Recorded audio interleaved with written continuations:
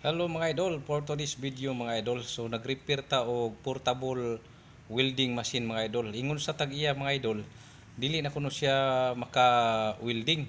So muon pa siya pero di maka-welding. So atong gi-check mga idol ang output sa iyang welding machine, okay naman, pero pag check nato diri sa iyang cord mga idol, diha nato nakita kung unsa ay problema.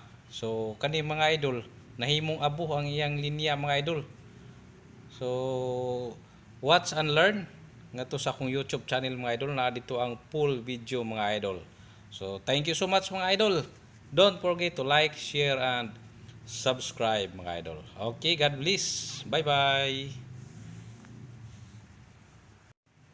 Hello mga idol, for today's video mga idol. So, nag-repair ta og portable welding machine mga idol. Ingon sa tag-iya mga idol, dili na kuno siya maka-welding. So muon pa siya pero di maka-welding. So atong gi-check mga idol ang output sa iyang welding machine, okay naman, pero pag check nato diri sa iyang cord mga idol, diha nato nakita kung unsa ay problema.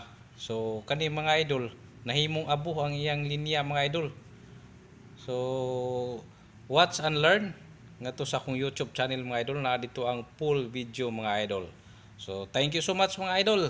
Don't forget to like, share, and subscribe mga idol.